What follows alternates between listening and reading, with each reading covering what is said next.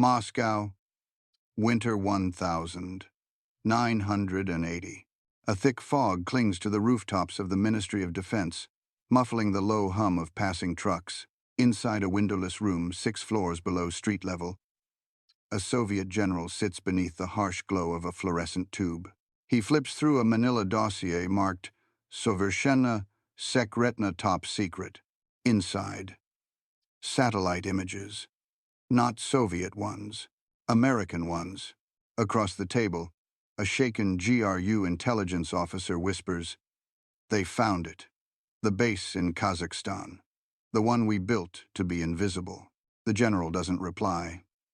He stares at the photos, crisp, high-contrast images taken from hundreds of kilometers above Earth. They show a so-called hidden missile silo, deep in Central Asia, surrounded by natural camouflage, terrain masking, and false structures. The Americans not only saw it, they labeled it, mapped it, and dated the construction phase. The general swallows hard. When? 7 days ago. This came from the National Reconnaissance Office. It's already circulating among NATO analysts. He drops the folder. It's not the first time. Across the Warsaw Pact, from Eastern Europe to the Arctic Circle, one pattern is repeating. Every site the Soviets had painstakingly concealed. Every remote airstrip, underground bunker, mobile launcher depot, fuel reserve station is being found. The enemy doesn't need spies anymore. They have satellites, eyes that never blink, systems that orbit the Earth every 90 minutes, photographing everything with a precision that no Soviet general had imagined possible. Bunkers buried beneath forest canopies, fuel silos disguised as farmland, silo covers painted to mimic nearby terrain. It no longer matters. From above, the lie is visible. For decades, the Soviet Union believed that concealment meant security, that a missile hidden in the forest was as good as invincible, that camouflage and remoteness could protect what they could not defend in open battle. Now, in a single generation, that doctrine is dying. Not because of tanks, not because of bombs, but because of a camera in the sky. In the coming months, American reconnaissance satellites will not just map Soviet military infrastructure, they will predict it. They will spot new construction before it's complete. They will track movements invisible to the naked eye. And worst of all, they will do it in silence. No intrusion, no border violation, just light, math, and the brutal end of secrecy. This is the Cold War's other revolution, and in Moscow's most secure war room, a generation of generals is learning that in the New World, you can no longer hide. For most of the Cold War, Soviet strategic doctrine was built on an ironclad assumption. If you hid something well enough, it effectively didn't exist. This wasn't fantasy, it was operational logic. Soviet engineers were masters of terrain exploitation. Missile silos were carved into remote plateaus. Airbases vanished beneath dense pine forests. Fuel depots were buried under civilian infrastructure, designed to appear as farm cooperatives. Camouflage wasn't a tactic, it was a belief system. One Soviet planner wrote in 1974, "Distance, cover, and silence are the 3 guardians of strategic infrastructure." The GRU, KGB, and military commanders assumed that if a site was far from NATO airspace, masked by terrain, and never disclosed on maps, it was essentially untouchable. The CIA might hear rumors, U-2 flights might catch glimpses, but full confirmation, that required intrusion. And intrusion, they believed, could always be detected or deterred. They were wrong. And the seeds of that mistake were planted not in battle, but in orbit. By the 1960 seconds, both superpowers had launched military satellites. But the Soviets underestimated the implications. Their early reconnaissance systems, Zenit, Yantar, provided black and white film that had to be returned to Earth in recovery capsules. It was slow, limited, and narrow in scope. American satellites, however, evolved rapidly. From the Corona program to the KH-11 series, the U.S. developed optics that didn't just match, they surpassed. By 1976, The KH-11 Kennen satellites were capturing real-time electro-optical imagery.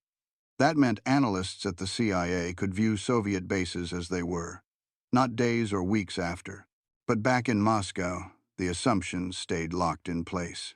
Commanders continued issuing orders to bury new missile installations deep in Siberian taiga, believing no one could find them. Engineers built underground bunkers in Central Asia, miles from any known rail network, assuming that remoteness meant invisibility. In reality, American analysts were watching the roads form.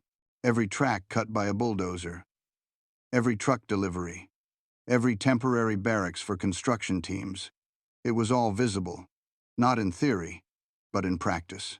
With satellite passes occurring every few hours and analysis delivered within a day, even temporary projects became exposed. Yet the Soviet system refused to adjust. Why? Because acknowledging the flaw meant admitting vulnerability, a sin in a system built on ideological certainty.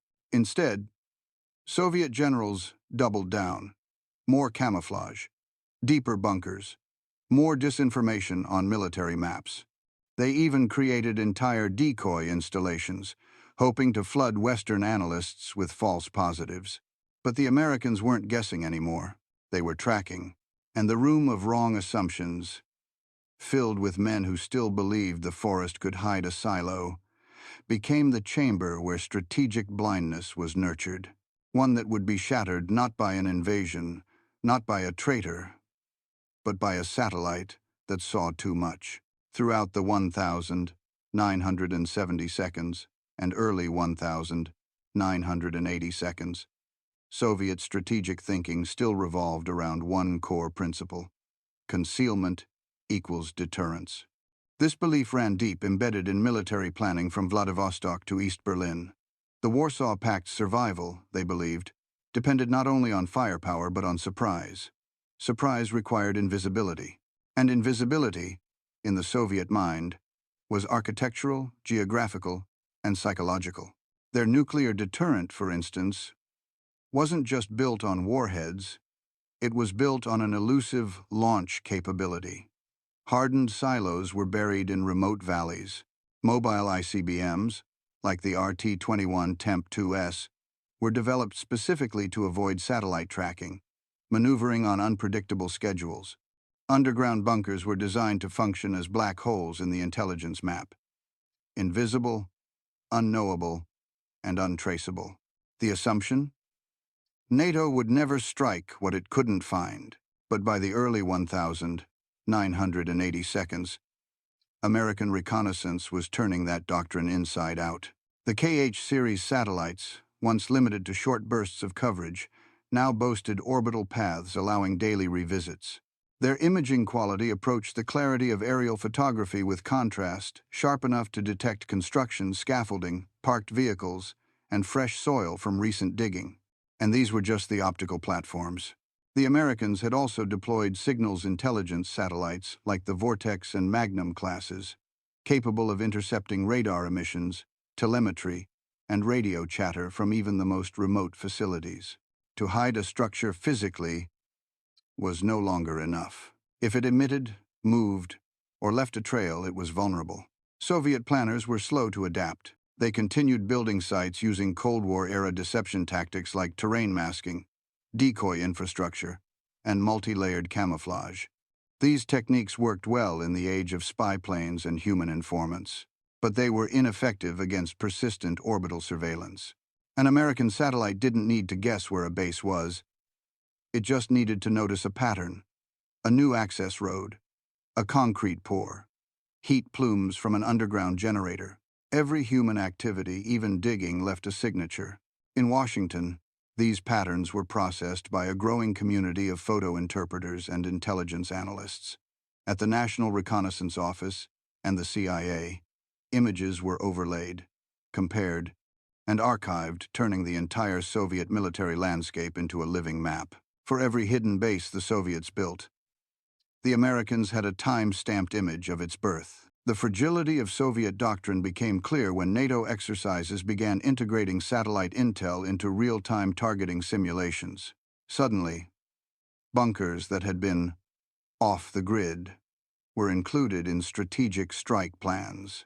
Hardened shelters in Belarus, weapons depots in Ukraine, rail-mobile missile garages in the Urals, all were plotted, mapped, and calculated into first-strike scenarios. The illusion of invisibility was evaporating. Soviet generals had designed an empire of secrets, but in orbit, their enemy had built the lens of truth. And with every satellite pass, the gap between doctrine and reality widened until it became a fault line, one that would eventually collapse the very foundation of Soviet strategic confidence. The impossible happened on the 10th of May 1982. In a closed-door session at the CIA's Langley headquarters, satellite analysts revealed a series of images taken over the previous 48 hours. They showed in astonishing detail the full layout of a Soviet SS-20 intermediate-range missile base near Plesetsk, deep in northern Russia.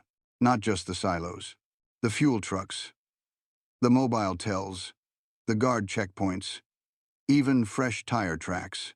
Across the room, senior Pentagon planners sat speechless. It was as if the Soviets had accidentally sent the U.S. their blueprints, but they hadn't. The Americans had simply seen everything.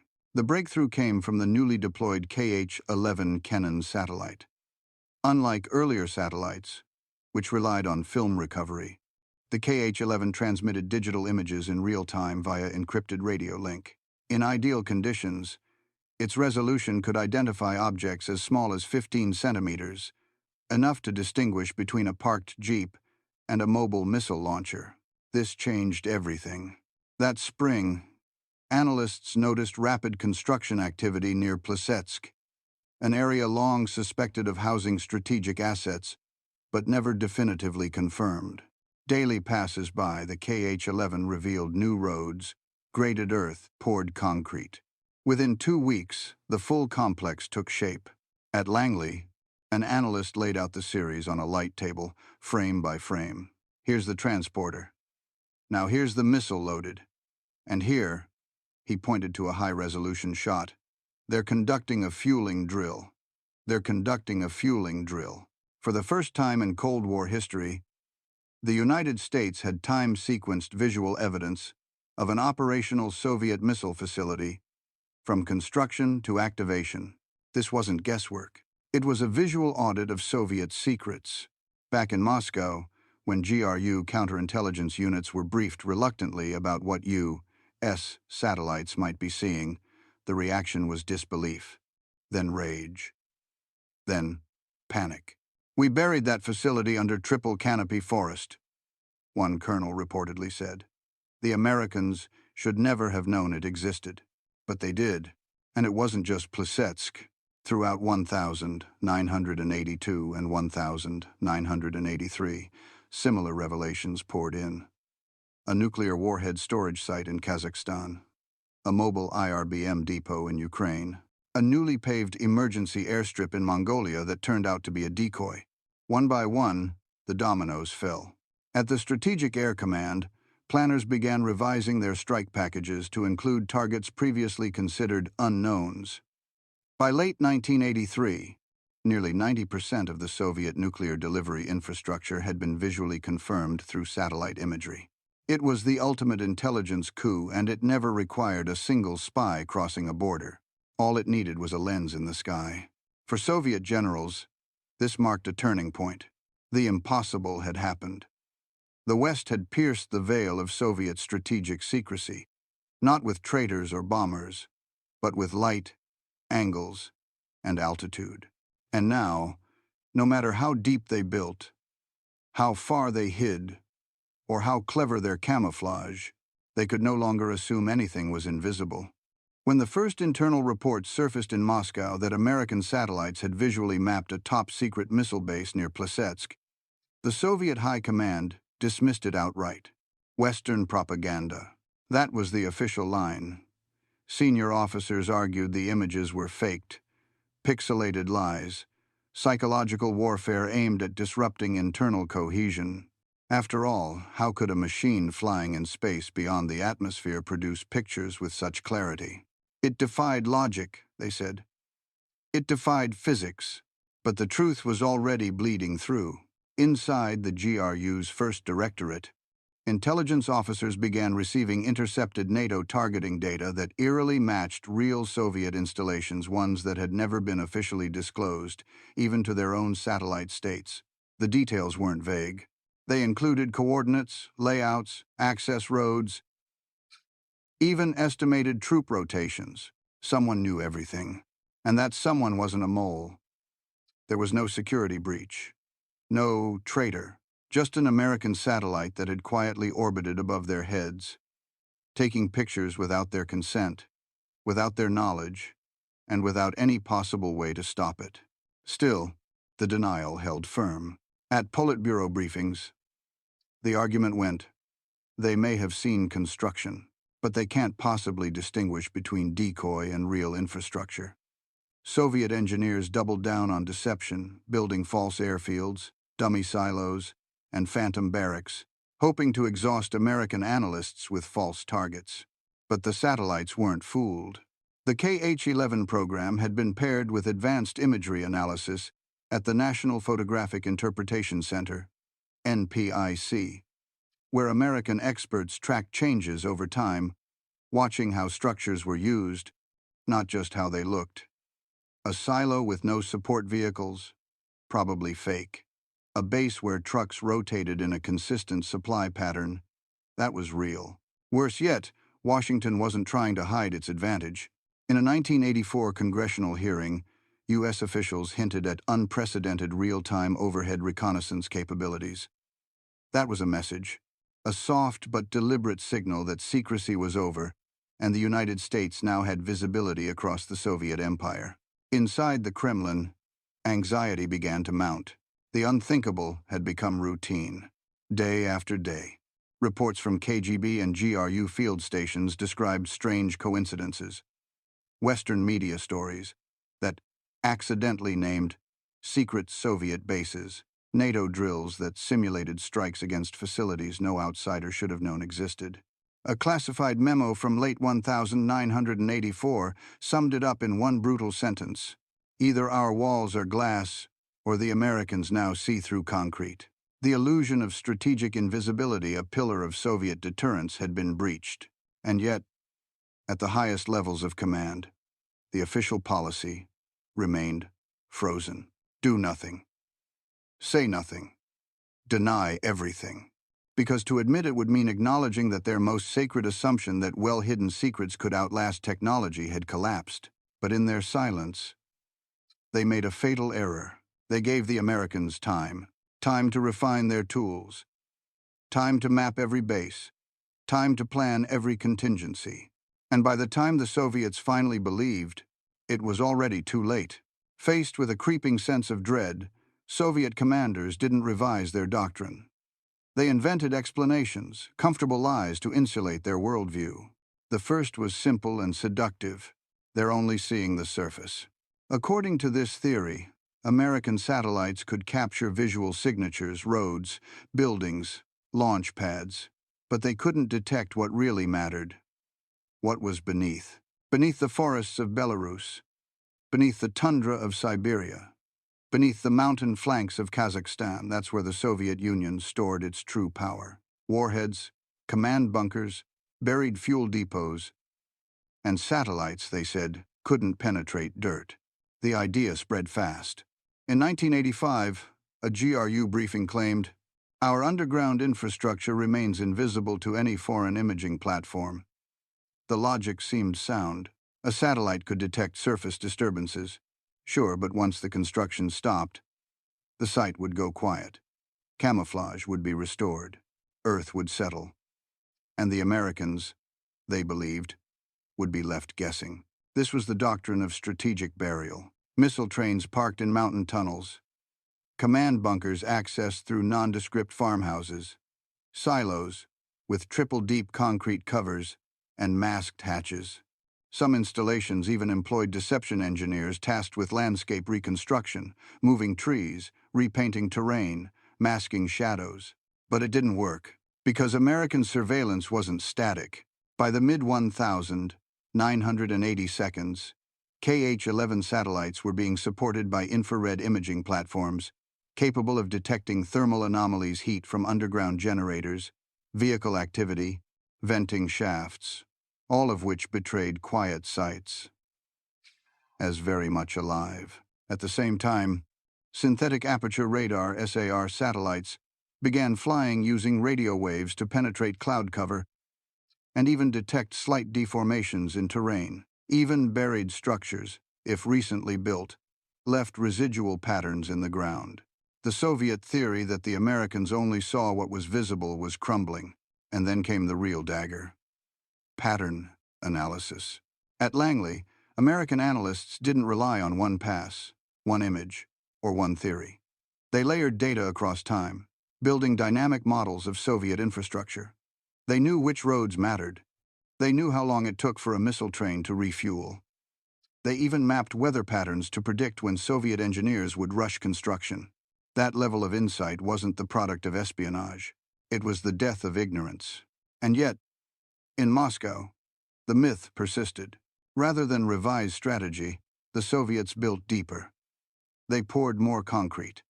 They spent millions to create triple redundant hatches and layered decoy entrances. The deeper they dug, the safer they believed they were.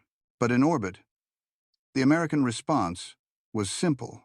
They watched, they timed, they logged every square meter of terrain, and they knew long before the Soviets did that no matter how deep you dig, a lie still casts a shadow. After dismissing the vulnerability of underground sites, Soviet strategists turned to another flawed conclusion. If we can't hide the base, we can blind the satellite. This new theory assumed that American reconnaissance was fragile, that its power could be neutralized by environmental disruption. In short, if satellites relied on light, then light could be manipulated. What followed was a wave of bizarre experimentation. In 1986, Soviet engineers launched Operation Smoke Curtain, a classified field test at an airstrip near Kansk. During scheduled satellite overpasses, personnel deployed smoke screens, reflective foils, and artificial lighting arrays in an attempt to distort the satellite's view. The objective: to confuse photo interpreters and mask ongoing construction. It failed. The smokescreen drifted. The lights cast clear shadows. The foil reflected precisely the kind of artificial patterns that image analysts recognized instantly. But the theory persisted. In the Caucasus, a test facility was ordered to cover all critical components with thermal blankets and infrared suppression paint, hoping to hide heat signatures. Nearby, workers were instructed to run trucks in loops during satellite passes to simulate civilian traffic and mislead pattern analysis. Again, the results were useless. The satellites tracked everything. They noted the repetition, the heat bloom, the unnatural traffic. To the American analysts, it wasn't a disguise, it was evidence. Still, the Soviets believed they could win through cleverness. If brute camouflage failed, deception through motion and chaos might work. They experimented with rapidly deployable decoy camps, inflatable structures, dummy launchers, even faux fuel trucks, hoping to bury the real assets in a flood of noise. But they had misunderstood the battlefield. This wasn't about evasion. It was about persistence. American satellites didn't need to catch the truth in one image. They watched over time. They knew where dust was disturbed. They knew which tents were ever entered. They knew which vehicles left oil stains. The Soviets were playing chess with a mirror, every move reflected back. Even when Soviet engineers proposed anti-satellite lasers to blind U.S. optics, they missed a critical fact. By the time the laser locked on, the image was already taken, the data already transmitted, the truth already known, and the Americans never needed to fire a shot. By 1987, GRU analysts privately acknowledged that no amount of smoke, foil, or thermal masking could alter the simple truth. Satellites saw movement. They tracked change. And the moment any Soviet base activated, whether for a drill, a transfer, or routine maintenance, the pattern betrayed it. The second wrong theory collapsed, just like the first. And deep inside the Kremlin, a darker truth began to emerge. This wasn't a war of deception anymore. It was a war of visibility, and the Americans had already won. The collapse of Soviet concealment doctrine didn't happen in a single moment. It unraveled in silence through hundreds of missed opportunities, ignored reports, and institutional denial. While American satellites mapped the entire Soviet defense infrastructure with photographic precision, the Soviet intelligence apparatus failed to grasp the scale, speed, and permanence of this new vulnerability. The GRU's Space Reconnaissance Directorate, charged with monitoring Western satellite activity, was chronically underfunded and outdated. Their orbital tracking data was hours behind reality. Their telescopes were analog. Their analysis relied on paper flight logs and patchy radar data. In contrast, American analysts had digital feeds, thermal overlays, and full-motion time series data from multiple platforms. The asymmetry was brutal, and it translated into blindness. In 1984, a classified GRU assessment declared that American overhead surveillance cannot distinguish between strategic bunkers and civilian installations unless marked by clear military activity. That statement would have been laughable if it placed what W. hadn't informed strategic planning for half a decade. One key failure? The assumption that satellite passes were infrequent. Soviet planners timed their movements around known KH-11 orbits. But what they didn't realize was that the U.S. had multiple satellites in staggered orbits, with revisit intervals under 3 hours in critical zones.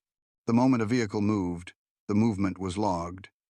If a new radar station turned on, its frequency was detected by errant satellites. If a thermal vent activated, infrared signatures confirmed it. And yet, Soviet installations continued behaving like the sky was blind. Engineers broke ground on new silos at night, believing the darkness hid them. Guards swept roads before supply trucks arrived, thinking clean tracks meant no trace.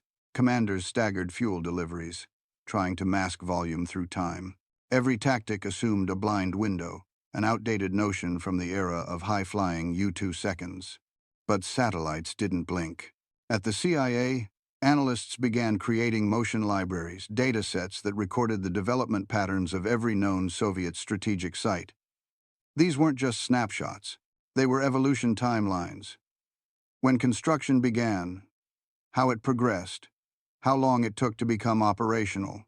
The Soviets had built their doctrine on the assumption of detection delays, but the Americans had predictive mapping.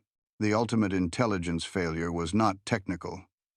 It was cultural. Soviet command refused to believe that the sky had changed.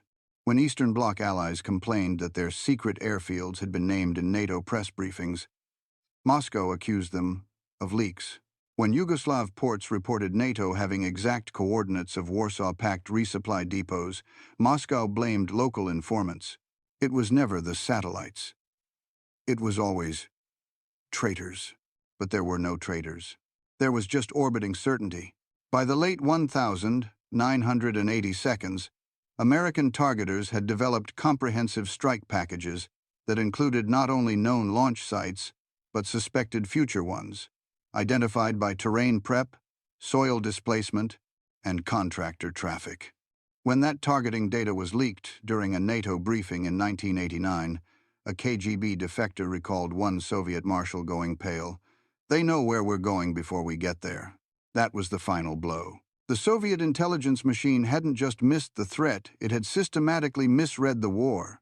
In the age of satellites, maps no longer lied, and secrets no longer stayed buried. By the end of the 1980 seconds, the American reconnaissance architecture had evolved into something far greater than the Soviet generals feared. It wasn't a collection of satellites.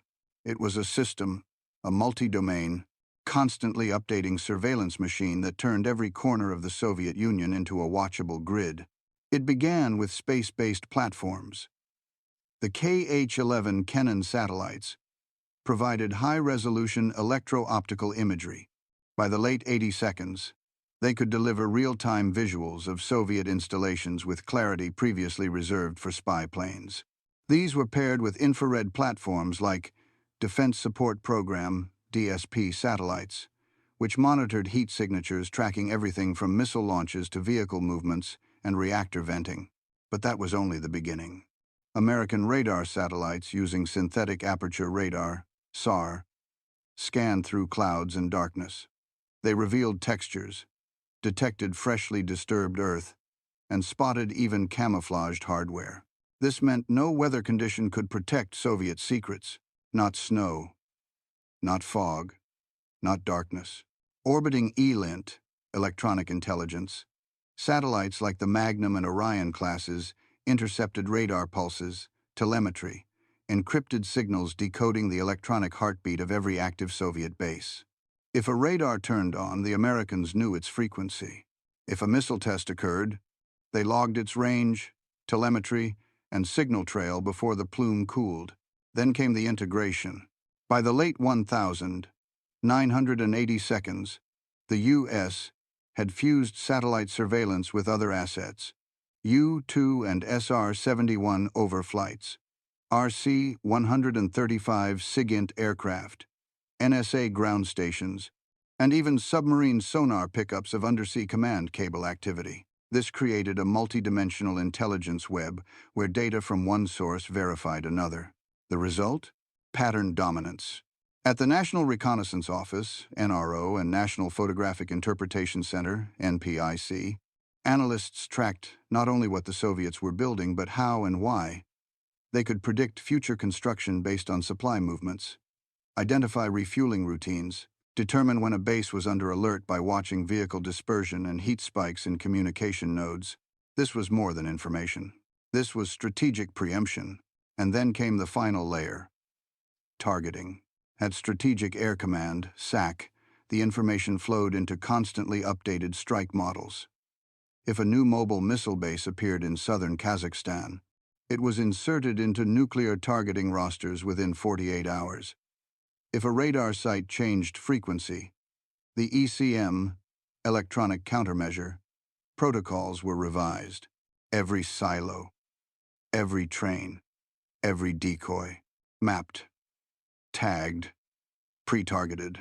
And when those targets were re-examined weeks later, analysts discovered something else. Their predictions were accurate. The system was learning. This wasn't espionage. It was algorithmic warfare, the ability to forecast an opponent's strategic moves by watching how they breathe. While Soviet commanders were building deeper bunkers and thicker walls, the Americans weren't planning to dig through them. They were planning to hit them with absolute precision or render them irrelevant altogether. Even the vaunted Soviet ICBM road mobile systems were no longer safe. Analysts could spot the mobile garage units, monitor maintenance activity, and predict their field deployment cycles. By the time a launcher rolled into position, the Americans had already mapped its possible destinations. And the cost? Nothing but time and light. No American soldier crossed a line. No drone flew over a fence. Just gravity, optics, and silence. The true American system was not an invasion. It was omnipresence. And the Soviet Union, built on hidden strength, was finally confronting the horror of visibility. Its entire war plan had been recorded. Before it ever began, there was no battle in the conventional sense. No clash of tanks in the Fulda Gap. No dogfights over Berlin. No missiles launched from submarines beneath the Arctic ice. But to the Soviet General Staff, what unfolded in the final years of the 1980 seconds was a defeat just as real and infinitely more humiliating. It began with a quiet leak. In September 1988, during a routine press briefing, a Pentagon spokesperson casually referenced mobile SS-25 missile deployments near Vypolzovo. The statement shocked not only Western journalists who had no prior confirmation such a deployment existed, but also Soviet command.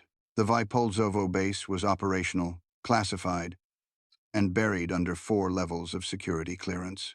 And yet the Americans knew exactly where it was. Photos weren't released. They didn't need to be. The implication was devastating. The Americans weren't bluffing anymore. They were demonstrating power, not through destruction, but through knowledge. This marked the beginning of a pattern what Soviet analysts soon called the mirror offensive. NATO exercises began incorporating exact strike simulations against secret Soviet radar grids in the Baltics. U.S. War planners used accurate layouts of Soviet airfields in the Arctic Circle, right down to fuel truck placement and hangar spacing. In 1989, a declassified report revealed a full schematic of a Soviet underground command complex near Uzhhorod, an installation not even most Soviet colonels had seen on a map. Each revelation struck like a psychological warhead. The humiliation deepened when Warsaw Pact allies began losing faith. East German and Polish defense ministers quietly asked Moscow how NATO seemed to have more accurate data on their own bases than they did. Romania halted construction on a joint Soviet missile early warning site, citing operational compromise. Even among Soviet generals, confidence crumbled. One high-ranking officer was heard muttering during a war game simulation, "If they know where everything is, why even simulate a defense?" Soviet responses turned desperate. Plans were drafted to relocate mobile units weekly, an impossible logistical fantasy. New radar sites were ordered constructed under mountain overhangs, despite cost and terrain challenges. Even electronic counterintelligence divisions were tasked with jamming satellite downlinks. A hopeless mission against encrypted, frequency-hopping U.S. data bursts from space. But nothing worked. The humiliation wasn't just strategic, it was ideological. For decades, Soviet pride had rested on its image as the equal and at times superior to Western military might. The idea that its most advanced assets could be seen, mapped, and targeted without firing a shot destroyed that illusion. It turned generals into paper tigers. It turned silos into glass houses. And it turned the idea of war into a one-sided rehearsal, where only one side knew the stage directions. By the time the Berlin Wall fell in November 1989, the Soviet Union had lost more than geopolitical influence. It had lost its ability to hide. And when your enemy can see everything, they don't need to attack, because they've already won. By 1990, the Soviet Union still possessed the largest standing army in the world. It still fielded thousands of nuclear warheads, hundreds of ICBMs, an ocean-spanning submarine fleet, and multiple echelons of armored divisions. On paper, its might remained formidable, but in the war rooms beneath Moscow, that power now sat under a shadow, the quiet, high-resolution shadow of American satellites, and the realization spread like rot. There could be no surprise. Every armored maneuver in Central Europe could be tracked in near real time. Every mobile missile system deployment logged and anticipated. Even emergency drills at hardened command centers triggered alerts in Langley before Soviet generals received internal confirmation. This was not just a tactical vulnerability. It was the death of deterrence. Because deterrence had never relied solely on firepower. It had relied on ambiguity. On the possibility that hidden weapons, hidden movements, hidden capabilities might force an adversary to pause. The unknown was a weapon. It was fear. And the Americans had stolen that weapon. With each satellite pass, they disarmed Soviet unpredictability. In desperation, senior Soviet officials clung to what few illusions remained. Some insisted that new stealth coatings or mobile deception units would reverse the tide. Others looked to new anti-satellite weapons under design at Baikonur, hoping that shooting down a few U.S. eyes might restore the balance. But it was fantasy. Even if the Soviets could blind a satellite, what would they hit? The KH-11 constellation was in constant rotation. The U.S. already had plans for rapid replenishment. And besides, the intelligence wasn't isolated in orbit. It lived in data centers, on targeting maps, in automated routines that could run even in the absence of new inputs. The damage was already done. Strategic planners at the Ministry of Defense ran war games, testing what a surprise Soviet strike might look like in a world where NATO had perfect knowledge. Every scenario ended the same way, with preemptive counterforce, with disrupted launch protocols, with obliteration before escalation. Even within the KGB, the narrative shifted. A 1,990 internal memo summarized the crisis in stark terms. The veil has been lifted. The empire has no room left to maneuver. And the ideological fallout was just as devastating. The Soviet Union had prided itself on being the equal to the capitalist West, not just in might, but in ingenuity, in resilience, in strategic thinking. But when your deepest bunkers are visible, when your war plans are known, when your secrets are catalogued by your enemy's machines, you are no longer a superpower. You are a vulnerable bureaucracy. And that realization cracked the foundation of Soviet identity.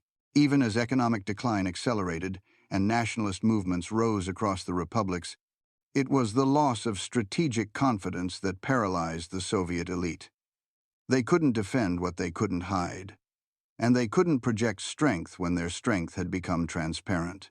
By December 1991, when the red flag came down from the Kremlin, no missile had been launched, no bomb had fallen. But the Cold War had still claimed its final victim, not with fire, but with sight. Today, above the quiet ruins of shuttered Soviet bases, satellites still pass. Their lenses sharper, their orbits tighter, their feeds faster. The Cold War ended, but the gaze never did.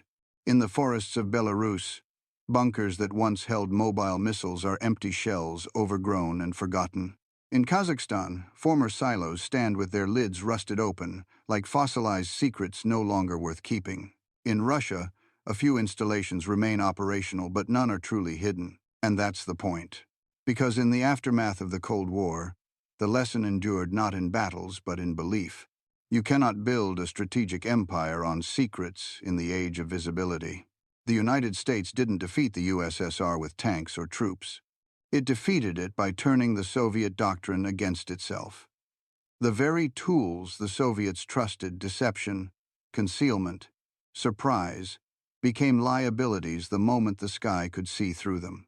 And in that visibility, Moscow lost more than military advantage. It lost its mystery, its unpredictability, its ability to inspire fear without action. Today, modern satellite constellations, many smaller than a suitcase, scan every inch of Earth in minutes. Private companies now possess targeting precision once reserved for the CIA. Every runway, every ship, every launch flare is logged and archived. There are no shadows left. For the generals who once sat in lead-lined rooms beneath Moscow, the world they built has become a museum, not of weapons, but of ideological fragility, a reminder that the strongest armor can't protect a system that refuses to evolve. The American satellite program didn't just map Soviet infrastructure, it mapped Soviet failure, and in doing so, it became the ghost that still haunts every modern adversary who believes they can hide from the eyes above. Because once your enemy sees everything, your secrets don't protect you anymore.